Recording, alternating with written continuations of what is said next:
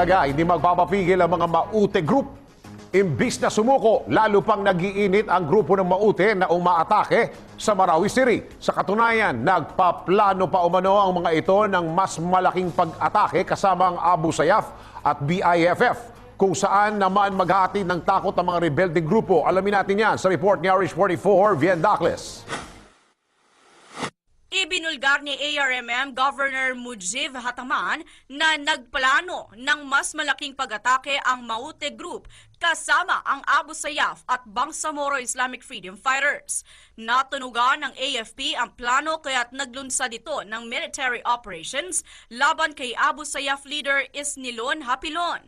Sinabi ni Hataman na may impormasyon siyang ang orihinal na plano ni Hapilon ay mas deadlier attack bago magsimula ang Ramadan.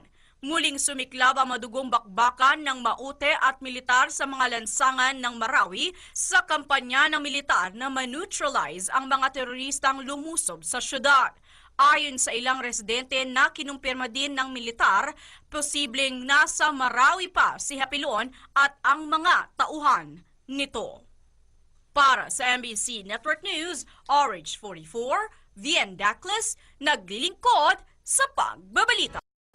I-like po ang page ng DZRH News Television para updated at i-share ang trending news na balitang ito para mas marami ang makabalita. At mag-comment para alam namin ang opinion mo. Good evening. The families of 8 Marines killed in Marawi clash last Friday gathered at Marine headquarters in Nagiging City. Despite the pain, they are proud of the soldiers' sacrifices. Leslie Longbowen tells us why.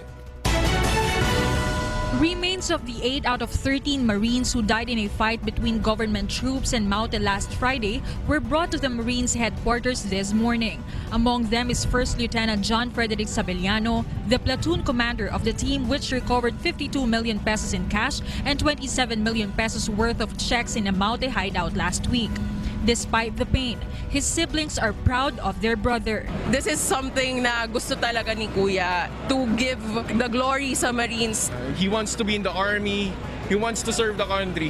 Yun yung pinakagusto niyang gawin. And we gave him that wish. Gave him that. Although, alam na namin, pwedeng mangyari to, in the end, we have to, kailangan namin matanggap.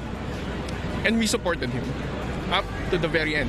Together with the remains of First Lieutenant Savillano are those of First Lieutenant Raymond Abad, Staff Sergeant Joven Triston, Sergeant Simeon Plares, Corporal Roland Sumagpang, Private First Class Marvin Rosel Gomez, Private Bernie John Lunas, and Private First Class Hener Tinangag.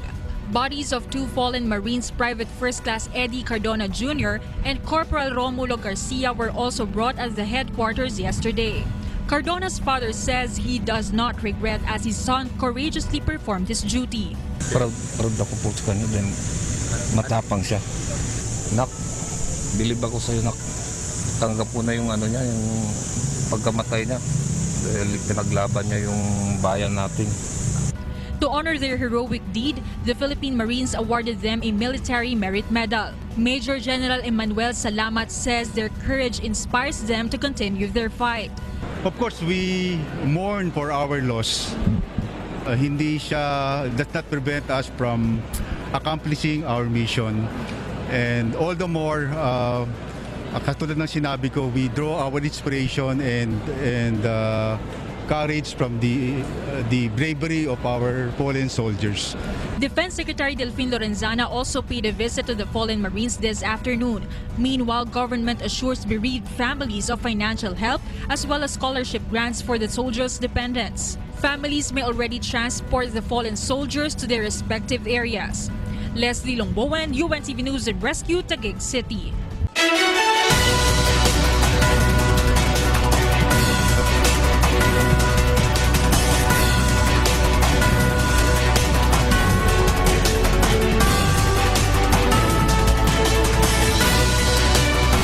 President Rodrigo Duterte personally paid tribute to 8 soldiers killed in fighting between government forces and Maute terrorists in Marawi City.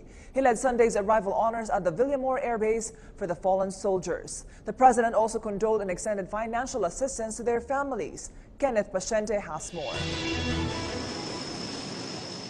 The C-130 of the Philippine Army, which carried the remains of the 8 dead soldiers who died in the armed clashes in Marawi Friday night, arrived in Villamor Air Base 5 p.m. yesterday. The fallen soldiers were identified as First Lieutenant Raymond Abad, First Lieutenant John Frederick Savellano, Staff Sergeant Joven Triston, Sergeant Simeon Plares, Private Bernie Jan Lunas, Private First Class Hener Tinangag, Corporal Roland Sumagpang, and Private First Class Marvin Russell Gomez. They were given arrival honors and paid tribute as they fought bravely to win the peace in Mindanao.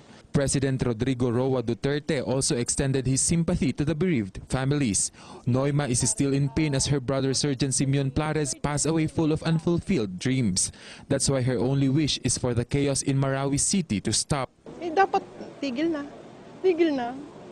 Yung buhay ng kapatid ko, wala na. Yung gera hindi pa rin natatapos. Bata pa ng kapatid ko, 33 lang. She's also thankful for the president's help. Sabi niya 250 and then may pahabol na 250. The fallen soldiers were granted full military honors and military merit medals in recognition of their bravery and for sacrificing their lives for nation. After the arrival honors, prayers were offered to the dead soldiers. According to Vice Admiral Ronald Joseph Mercado, flag officer in command of Philippine Navy, the death of these soldiers will serve as an inspiration to other Marines and soldiers. Their sacrifice will inspire every Marine, every sailor, every soldier, and every police staking out their lives in Marawi. Meanwhile, Major General Emmanuel Salamat, commander of Philippine Marines, emphasized that even though their troop lost some of its members, it won't stop them from their mission to bring back peace in Mindanao. That not prevent us from accomplishing our mission. And all the more, katulad ng sinabi ko, we draw our inspiration and courage from the bravery of our fallen soldiers. For now, some of the remains will stay for a while in the Marines Barracks Rogelio Brown in Taguig, while the other remains will be brought to their respective homes. For the Nation, Kenneth Pasyente. Members Church of God International or MCGI in Singapore received a second gold award from the Singapore Red Cross. Mary Jo Maleriado tells us why. Singapore targets to collect about 120,000 blood units every year. Last year, through Singapore Red Cross, the government collected a total of 116,000 blood units, the highest number in 15 years. For this achievement, Health Minister Gon Kim Yong presented accolades to 32 organizations who contributed. 11 of them each raised over 500 units of blood last year. The ceremony coincides with Singapore Red Cross celebration of the 14th World Blood Donors Day last Saturday. I would also like to commend the good work of the community blood mobile organizers, and I thank them for working tirelessly behind the scenes to support the National Blood Program. Not only have you helped to ensure a sustainable supply of blood for patients in Singapore, you have also played a vital role in strengthening community bonding and provided important alternative avenues for many others to donate blood in your efforts. Members Church of God International, as one of the mobile blood drive organizers, are equally proud to have contributed a total of 512 units last year, thus receiving its second gold award. In behalf of the Members Church of God International, Brother Eli and Kuya Daniel, we are grateful to God. We give praises to God for making us a small instrument to save lives. Thank you for Singapore Red Cross for this recognition, and we will continue doing good works in partnership with Singapore Red Cross. Thank you. So I want to say to the Church of God International that what they are doing is a great thing. They are actually saving lives, and this is something that we are very grateful for. We think you're doing your duty for your fellow mankind, and we want you to continue doing that and spread the message. Meanwhile, Singapore Red Cross and Health Science Authority have rolled out several recruitment initiatives to engage potential donors and promote regular blood donations. We will continue our outreach to the schools because we hope that people can start their blood donation journey as young as possible.